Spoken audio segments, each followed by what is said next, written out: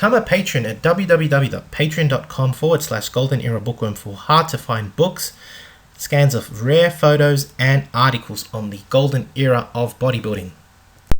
Hi everybody, Golden Era Bookworm here. Today we continue with the Sergio Oliva Golden Era series, focusing on the blueprint to the myth's incredible size and strength, with a focus on his early bodybuilding routines that he performed in the mid-60s. Today we will be exploring his leg routines and the exercises he used for developing his quads, hamstrings and calves, as shown in this fantastic front lat spread, where he's not just showing his wonderful V-taper, thick arms, thick chest, thick back, but he's flexing those wonderful thick thighs that he's got. You can see the deep ridges in his quadriceps, and his calves are just so well developed that you can see them from the front. Now, from the mid-60s, you can see that Sergio had already developed considerable strength and mass from his practice of Olympic weightlifting, as I've already discussed in my previous videos. But as you will see later, in the before and after shots, Sergio's transformation from weightlifter to bodybuilder was certainly impressive.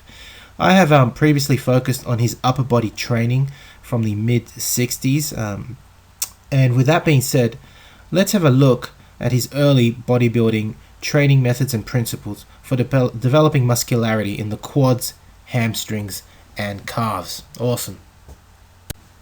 Now, before starting bodybuilding, Sergio actually had a very good run as an Olympic weightlifter. And with Olympic weightlifting, if you know the style of training, there's quite a lot of back squats and front squats involved in this kind of training. So I already had developed phenomenal thighs. At least the bulk of them. But when he started bodybuilding, he actually, after joining the Duncan YMCA and meeting Bob Guider, he started PHA training, but after a little while he stalled in his style of training and started looking at the Golden Era champs, the early Golden Era champs such as Dave Draper, Larry Scott, and as shown here, Harold Poole. Now, one of the things that most people criticize about the Golden Era is the lack of leg development. Although I admit that bodybuilders later on, like Tom Platz, had freaky quads, I still think that the Golden Era bodybuilders had pleasing thigh development. They weren't overly developed, but as you can clearly see, they had good delineated muscles, such as shown here by Harold Poole, who's doing some kind of almost an open, most muscular pose, and clearly showing the wonderful separation of his muscles in his legs. So Sergio Oliva, studying the Golden Era legends, developed his own straight set system for leg development, which we'll see in a minute. Now, before moving to his leg workout, I'd like to show you just briefly the transformation, the amazing transformation that Sergio Oliva accomplished using bodybuilding. So on the picture on the left, the black and white shot, you can clearly see that this is a very early shot of Sergio Oliva when he was doing his Olympic weightlifting practice. Actually, you can already see that he had developed a great back. He was developing quite a lot of width in his back. His arms were strong, but not as huge as they were later on in his career, such as in the photo shown on the right, where you can clearly see his deltoids have grown, his triceps got a wonderful sweep, his arms are just massive and thick, his back has obviously also grown, his lats are wider and thicker, but if you look at the legs, I mean, damn, this is just a massive transformation. Those calves really grew, and the hamstring, there's a wonderful sweep, and the bulkiness of the quads are just massive. They are vascular and massive. So he's got a wonderful transformation, clearly shown from the early 60s when he was a weightlifter, and these shots were now taken, these bodybuilding shots were taken in the States as a bodybuilder in the mid to late 60s. So he really had a wonderful transformation. So when we examine, for example, from 1965, Sergio Oliva's legs routine, there is nothing crash hot about it, to be honest.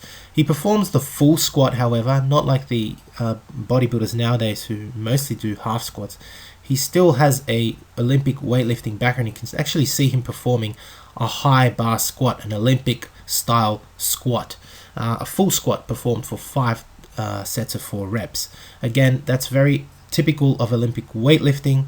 Obviously has carried on into his bodybuilding, where he would obviously use very, very high poundage, only performing 4 reps, but for 5 sets. The leg extension obviously would be something new in his repertoire of exercises, because now he's working on cuts and developing separation in his musculature. He had already, as I mentioned earlier, developed quite a lot of size and strength in his quadriceps from Olympic weightlifting, but now he's developing the cuts. And similarly, another isolation exercise, the hamstring curl, would be used for his hamstrings. Again, 5 sets of 8 reps for both the leg extension and the hamstring curl. The leg press, interestingly, I would have assumed that Sergio would have used high reps here, but he actually used a 5x5 method for it. And this would be followed by calf work, 5 sets of 15 rep. Again, we can see lots of volume here for the development of the stubborn muscle, the calves, and he would finish off his leg routine by performing toe presses, that is calf presses on the leg press machine. Again, high volume, 5 sets of 20 reps. So after the marvelous transformation that Sergio achieved from weightlifter to bodybuilder, competing in the AAU Mr. America in the early to mid 60s, we can clearly see the phenomenal effect of bodybuilding on Sergio. His genetics, of course, were incredible, and so his transition from weightlifter to bodybuilder just really completed his physique package. I mean, it's just incredible. Everything is there: thick arms, wide lats, thick chest, thick legs, everything, and that damn tiny waist. It's just incredible. The myth in his early days, of course, after his disappointment with the AAU, he moved on he joined the IFBB and met Joe Weider. And of course, the rest of his history, winning a string of Olympias until Arnold Schwarzenegger came. Now, having just said that, I may continue the Sergio series later on. I wanted to focus on the blueprint to the myth, and I have done so. I have delivered in showing you his very earliest bodybuilding routines, and even earlier than that, what made him so strong. So I really hope you've enjoyed this series, this evolution and transformation of Sergio Oliva from a young teenage boy to now a young man looking like like a sculpture from God. For God's sake, it's incredible. It's unbelievable. As they say, God broke the mold with Sergio. He definitely did. He was an incredible human specimen. Hope you've enjoyed watching this series of videos on Sergio Oliva. If you have, please give this video and the others a thumbs up. Subscribe if you haven't to the Golden Era Bookworm. And thank you again for watching. Leave me your comments. If you'd like to donate, please visit PayPal. Otherwise, you can become a patron, where you'll find rare photos, articles, and hard-to-find books on my Patreon account, www.patreon.com/Golden Era Bookworm. I have also started uploading rare booklets mainly from the Bronze Era and Silver Era, and may also do so of the bodybuilders from the Golden Era in the future. That's on Wix site. I believe that's goldenerabookworm.wixsite.com/website if you'd like to check it out. It's in the description below. Anyway, that's it for me. This is the Golden Era Bookworm. Bye for now.